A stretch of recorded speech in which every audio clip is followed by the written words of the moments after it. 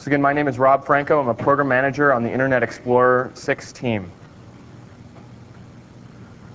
Today I want to talk about what's new in Internet Explorer 6 and the goals that we're trying to meet with Internet Explorer 6. I'm going to give a demonstration of the cool new features that we've worked on in Internet Explorer 6, and then we're going to cut straight to the questions because I know everybody here has got some good ones. Okay. Oh yeah. Okay. So as you may know from your day-to-day, Windows XP has a lot of great new functionality for digital media and digital images. Whether it's your CD player or your DVD player or your digital camera, the functionality is built right into Windows XP. Well, Internet Explorer, a part of Windows XP, is serving some of those same goals. So we have functionality for digital media like digital music and digital video built right into the browser to make that a core part of your browsing experience. Another thing that's been on the tip of everybody's tongue lately is privacy on the web. When you're online, how is your data being shared? And who are you doing business with? And what are their privacy practices? There's a lot of opportunities to share data on the web, and we need to make sure that we put the power back in users' hands to control the way that their data is shared. Finally, smart tags are a new way to expose related information. People may be familiar with Office XP and the smart tags in Office XP, and that's a great way to help your users get work done. In Internet Explorer, we as users get to get our play done or our work done, get to see some related tasks associated with whatever kind of whatever we're doing as we browse. Finally, also a lot of talk back and forth between us and that other browser company about standards. Well, we may have quieted them down after this release because we've got some impressive stuff coming in the standards front. Stability. Internet Explorer 6 is going to be a very stable product. And finally, for those of you who've been hit by some viruses, let's say you opened a file, thought it was a JPEG, but it was a JPEG and a BB script. We've actually added some functionality to help people protect themselves from that and to help industry and corporations protect themselves as well. Okay. So first and foremost, media. I'm going to go ahead. Everybody should have a copy of the slides, I hope, here. I'm going to break away from PowerPoint and go to my preferred application of choice here. Let's see if I can break myself out of the slide deck. Whatever. There we go. All right.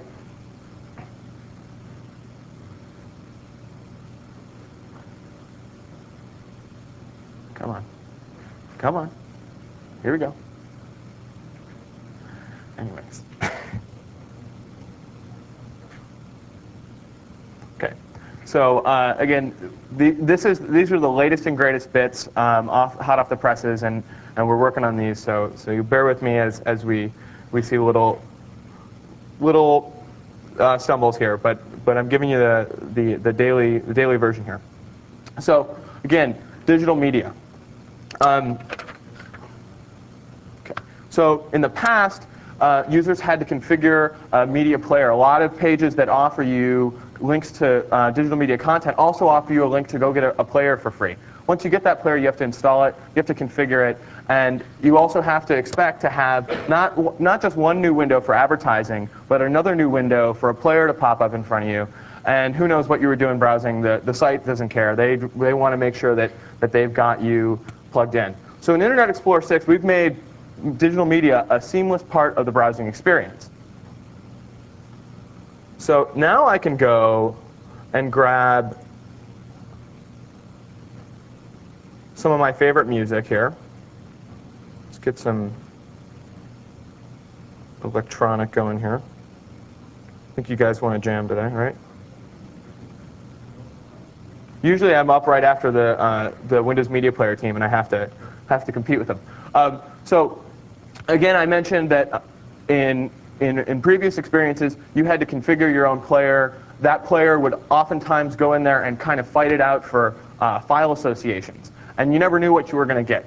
Well, in Internet Explorer 6, we empower the user. We ask once. We say, hey, do you really want us to play this? Because you may want to play it in your default player. If the answer is yes, we'll play it for them directly, no sweat, and we should get some techno fired up here in just a second.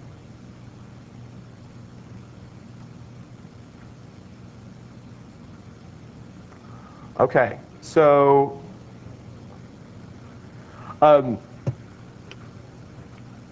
we don't take over file associations. Another great thing is that we're using the latest and greatest from the Windows Media Player as our underpinnings.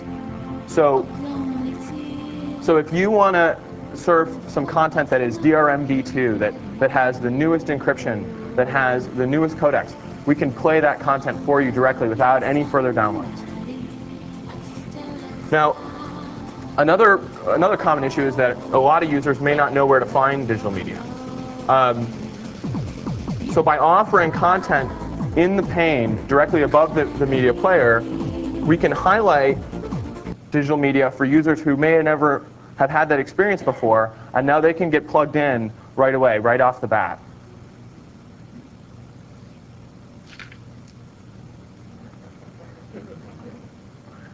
It was the first link. I'm sorry. I apologize. Why? Go easy today. Come on. So we've got the trailer playing here. I can decide that, I want to see the trailer bigger than that little thumbnail view, even though I'm going to browse around and look at other stuff. Hey, you know what? This trailer looks really cool. Let's get the whole thing going here. Now, it's grainy because it's meant to be streamed, but the point is that I can be into my browsing, and I can keep an eye on the football game. And when they get down to 4th and 1 at the let's call it the 5-yard line, it's the Ohio State-Michigan game, I can maximize that screen and get a close look at the Ohio State Buckeyes going in for the score in the last minute. Granted, that may be fantasy. Maybe fantasy, but in the world of digital media, it could happen. Okay. So, another...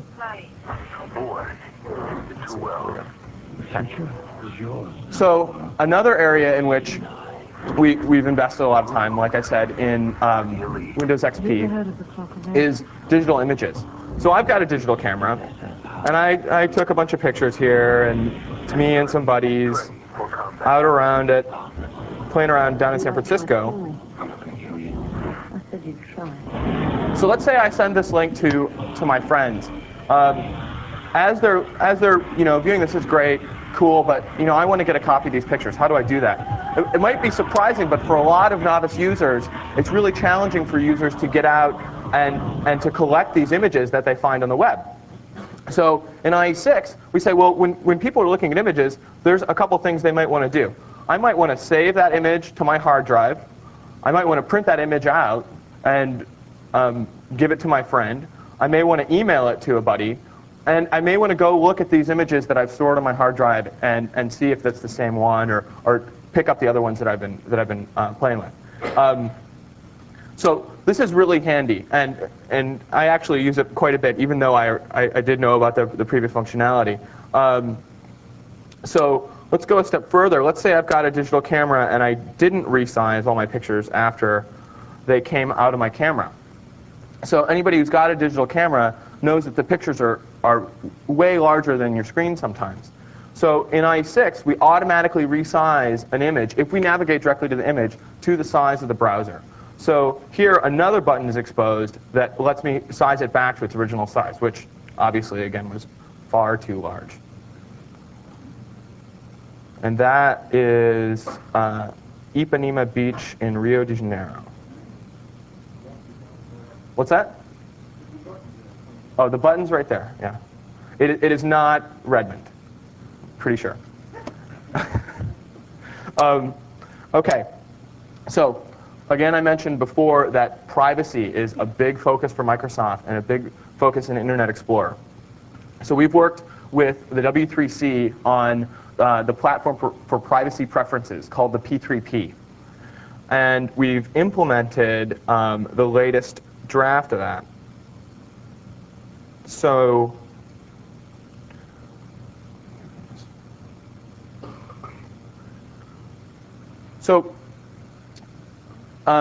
Now, there's a lot of privacy issues on the web, but one of the foremost ones that's on the tip of everybody's tongue is cookies. You go to a website, and you're served cookies by that website so that it can maintain state information about your browsing, but you also may get cookies from banner ads in that page or from other content in that page that isn't necessarily from the website that you originally navigated to. You know, that favorite did not take correctly. I apologize. It's supposed to go to MSNBC.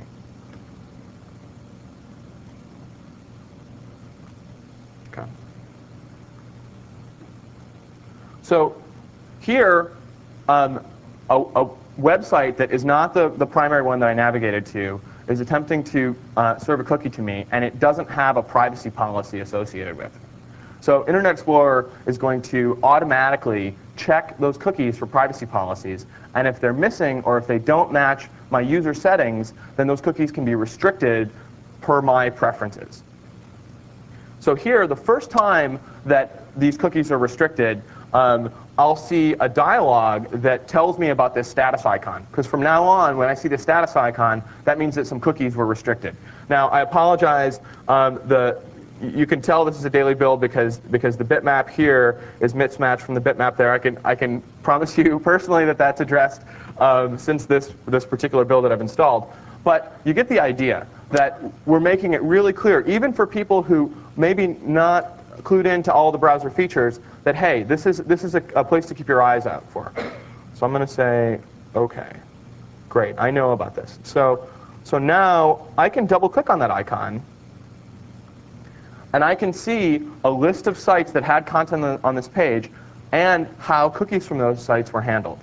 So here I can see that that MSN.com, which is not the same as MSNBC.com, which is not the same domain name, tried to put cookies on my machine. Because those cookies did not include a privacy policy, they will soon, but because those cookies did not include a privacy policy today, they were restricted. I can also toggle this view to say, hey, what's up with all of this stuff? What's going on with this entire web page? Okay, so now I can see that, well, MSNBC.com didn't even try to use a cookie. I can double click on one of those sites, and Internet Explorer will go out and try to retrieve a full verbose XML privacy policy for the site. Now, here we can see that MSNBC.com has not published their full verbose privacy policy yet, but they will very soon. Believe me, they know that this is an issue. So let's go to a site that has published their privacy policy so I can show you what that's going to look like. Okay, so Hitbox.com is an internet advertising company. So they've actually gone ahead and already proactively adopted this standard. And I can go view, even though their cookies weren't blocked, I can view privacy policy. Now, Internet Explorer has retrieved that privacy policy from their known location. It's an XML, so we can easily transform it into a view that end users can easily read. From here, I can go out and I can review their full human-readable legalese policy, like I'm a lawyer, right? But I can also go down and I can see a clear explanation based on the standard of how they're going to, what type of information they're collecting, what the purpose of that information is, what type of information that they collect do I have access to, etc. So I can make a decision based on reviewing this summary on whether or not I want this website, or whether or not I want to do business with this website in the future. In particular, I can make a decision right here on the spot, do I want to accept cookies from these guys in the future? So I'm going to say, I've reviewed their practices, and I'm comfortable, so I'm going to always allow cookies from this website. Now, the next time I go to hitbox.com, their privacy policies will not be compared to my preferences because I've said, hey, they're okay.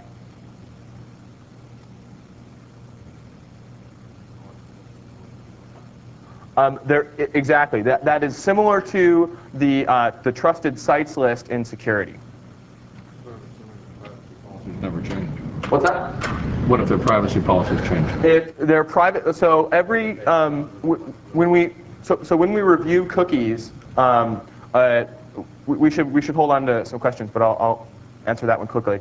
When we review the cookie, we can actually catch an expiration date on the privacy policy included with the cookie, and we make a decision based on that. And if it's expired, then it's not a valid privacy policy. So after I viewed this report and I've learned a little bit about cookies and about these websites that are sending me cookies, I can say, hey, I want to change my settings. One click off the privacy report.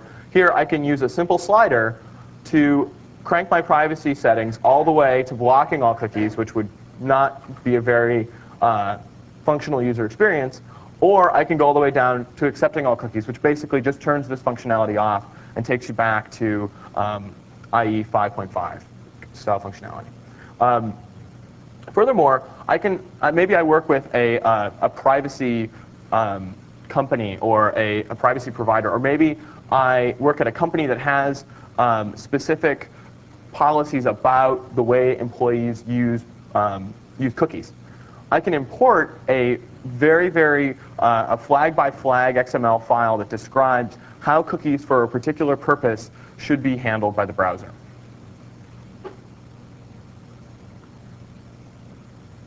And finally, if I've really, I've learned a lot about cookies and I don't want to go out and write my own XML file, I can just go in and hit the advanced button, and then I can say, you know what, first-party cookies are fine. I intended to go to that website. Third-party cookies, well, maybe they've got good stuff for me. I'll ask to be prompted on all of those, and I'll be able to look at the compact privacy policy for those cookies as they come through. And then I can decide, well, a session cookie is going to be cleared from the memory after I close my browser, so I'll keep that too. Okay. So as you can see, the privacy functionality in Internet Explorer 6 is very powerful, and it's easy for novices to customize and easy for power users to get all the functionality that they want. And here was the list that we mentioned before, where I can go in and add a particular site and allow their cookies regardless of the privacy policy that they set, or block their cookies regardless of the privacy policy.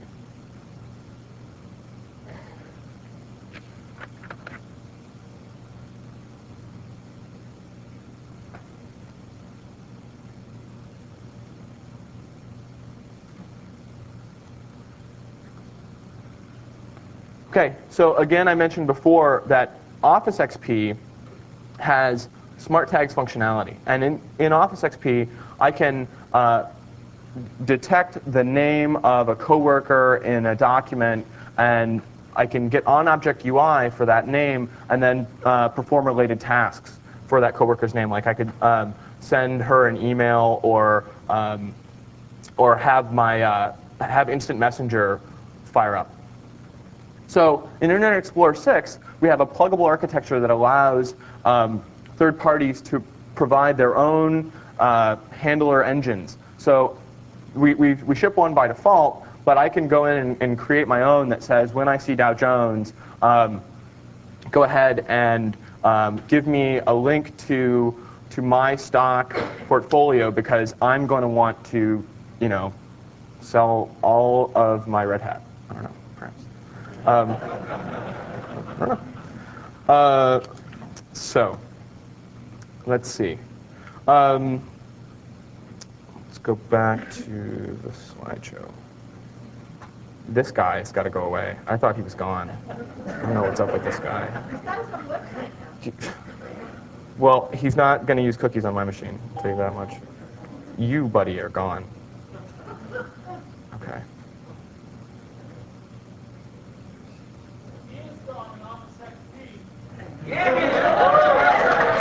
This is... Okay. I'll just keep my mouth shut. Anyways. Okay. So, W3c Standards. We've got full CSS and DOM Level 1 compliance. So now, if you're a web page author, you can spend more time writing your content to the standard instead of writing to the two browsers. Stability. Internet Explorer 5 was the most, actually 5.5 was the most stable browser that ever shipped. Internet Explorer 6 in its beta 2 form, in the public preview form that's available on the web right now, is more stable yet, even than the final version of 5.5. And we expect that the final version of Internet Explorer 6 should be more than an order of magnitude more stable than our competition. So we're really proud that Internet Explorer 6 is going to continue to be the most robust and most stable browser in the world. So also, Internet Explorer 6 has the same error reporting technology that's built into Office XP. So if you hit a crash, if for any reason you load an ActiveX control that takes the browser down, at that time, Internet Explorer will take the stack, send it to Microsoft, and that data will be used to note the times when we're hitting a particular error, find the most common ones, and address those as soon as possible in the very next opportunity. Again, I mentioned before, Outlook Express has in the past suffered from the Melissa virus, from the Anna Kournikova virus, from the I love you virus.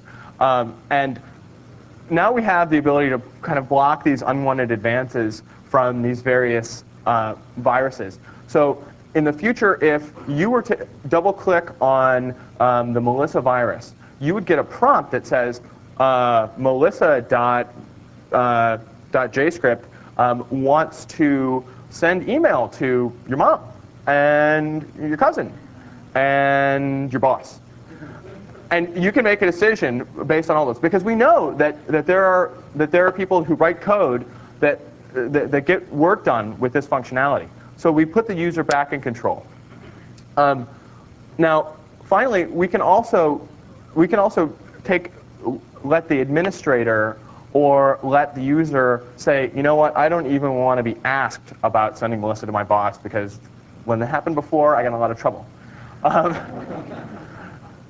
So you can go in an Outlook Express, stipulate that no harmful file types, no executables, no JScript, no VBScript, none of those attachments can be downloaded from an email message.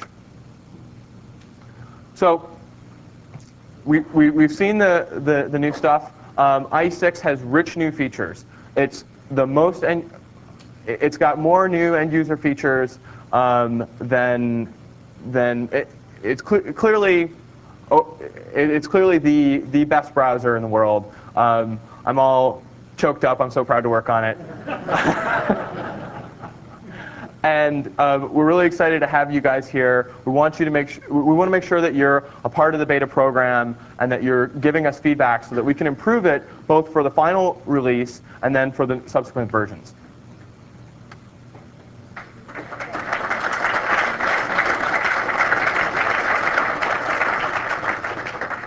First hand up was right there, I think. Built-in media player in IE6. Yes, sir. What if we want to play media in that built-in player a couple of times and the full-blown Windows media player other times? How do we get it to stop going through that annoying dialog box? Oh, so the annoying dialog box only comes up once, and it comes up once per file type, and that helps users who have MP3s that they want to go through Winamp and ASXs that they want to send through Windows Media Player. It helps them retain that kind of control. It's easy to reset your preferences, and it's easy to turn the entire feature off. It's one click down or two clicks down from that top-level menu. Hey, Rob, please repeat the questions. Yes, I can. Thanks. I can. So up here, sir. What happens in the case of a secure site that has a conflict with IE6? Is that their problem or is it yours? I'm sorry, I don't know. Financial institution. So the question was, what happens in the case of a secure site that has a conflict? And can you clarify what you mean by conflict? Yeah, I mean, you can't get into it. It rejects your, you have script errors and so on. It won't let you log in with your password. So in the event that there is, so there's a couple situations. We hope that we work proactively with sites to make sure that they're aware of any problems, and we test on lots of popular sites, and we collect beta feedback from users when there are problems where a particular website is not compatible.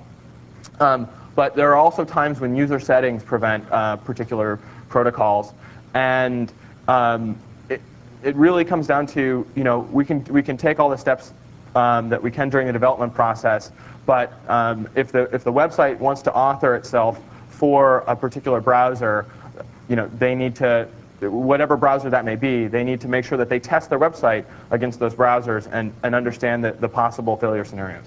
Do we bug those sites? I mean, are we supposed to bug those sites, or? Absolutely. As a beta tester, if you encounter a situation where Internet Explorer 6 is not behaving the way you would expect it to, whether or not it's a bug in the browser or a bug in the site, definitely get us that information so that we can contact that site and work out whatever the situation may be. In the blue on the left. Yeah, Rob, I know Wells Fargo is one of those people that haven't written all the C standards they will not support a beta, a browser Yes. in beta. Okay. My question though is the IE in XP going to catch up, or are we going to have likenesses between the technical beta and the XP IE6? So the version of IE6 is always synchronized to the version of XP. Because it's the same development process, it's the same build process. So there have been instances in the past where versions have gone slightly out of sync because Internet Explorer 6 releases to the web, and sometimes a last-minute thing has come in, and there's been a slight modification after the fact. But those changes are always very, very, very minimal. 2469, as far as the technical beta goes, the personal bar is gone, but it is still in the XP version of IE6. Yes, I understand what you're, and that comes down to a subtlety in our development process, and I can guarantee you that any differences like that you're seeing based on build number they will converge, and it's hard to explain. It's complicated. Millennium 6.0 versus what XP is, other than maybe some of the media. Absolutely. I mean, there's just a slight sync change between the daily build numbers and the IE ones. It's not worth explaining. Yeah, I have two quick questions that both come up in the news groups all the time. I know there's different betas for IE6 and for the Whistler beta. You get different feedback from two different groups, and I know people wonder which one gets more input or how you figure that out. But, one thing is the Hotmail support, and the other thing is the flashing preview pane in Outlook. Okay, so you had three questions. We have two different beta programs, and we have two different beta programs: Hotmail support in Outlook Express and the Flashing preview pane is supposed to be a security. Okay, so I'll get two for three on this. We do have two different beta programs because we want to get feedback both on the full version of Windows XP and also on the end user experience for people who just download Internet Explorer 6. And the feedback for through both of those channels is taken very seriously, and I have work items assigned to me to resolve issues that come in through those channels. And both, I mean, the Internet Explorer issues come in through the XP channel and through the IE6 beta program channel as well. So you had another part of your question, which was Hotmail support in Outlook Express 6, and what was your specific question about that? It's not there. For the last couple of builds, is it coming back? It is. You can do it manually, but it's going to have to be manually forever. I believe that Hotmail support should be coming back. There were some issues being worked out, and Hotmail support is coming back to Outlook Express 6 in short order. What about the flashing I don't know the issues around the flashing preview pane, and I can get back to you on that. In the yellow, sir? Yes, just a follow-up. I haven't downloaded it yet. The SP Pack 2, the new encryption level, as a follow-up to Dennis's. The Windows 2000 Service Pack 2? From the banking institutions, because are we going to also receive the new encryption with the newer bills, or what is going to happen for us? Okay. 5 minutes? Okay. So, I don't know the details of that part of the process, but the way that it works is that as fixes are made to Service Pack products, they're also integrated into the mainline products as well. And I can't comment on a specific fix in the Service Pack release. In the red. Can we have our search pane results back in the left pane?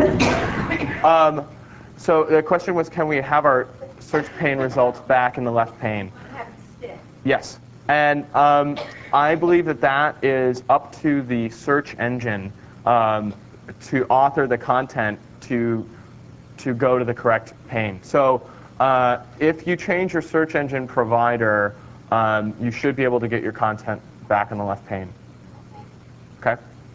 Assuming that search engine provider still supports that method. And what we found was, real quick to go a little bit further, is that it's easier for a lot of users to have the results displayed kind of more like to have more room and to see more of the result. And I know I'm kind of the other school of thought where I want all my information compressed and compacted and like go back and forth. But then if I'm trying to walk my dad through that, it can be a little bit more challenging. So just to the left, right there in the red as well. Yeah, in 2469, just wondering how hard is Microsoft pushing MSN Explorer? I noticed there was no Outlook Express icon. So I assume, so the question was, in build 2469 of Windows XP, how hard is so Outlook Express is going to continue to be the default email client in Windows, and the placement of the icons is something that. So that sounds like a bug to me, and Start menu. well, as you've seen, the quick launch bar has been cleaned up or moved away, and I know how to get it back, and I actually have gotten it back. What's that? As soon as I enabled the quick launch bar, I had the show desktop icon, Internet Explorer, I had MSN Explorer, and I had Windows Media Player. So It was not there, and there was no shortcut on the start menu.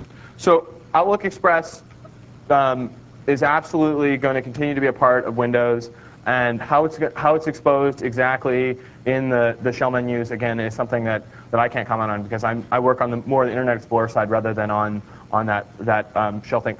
It sounds like an issue to me, like of things moving around, and we will get that straightened out.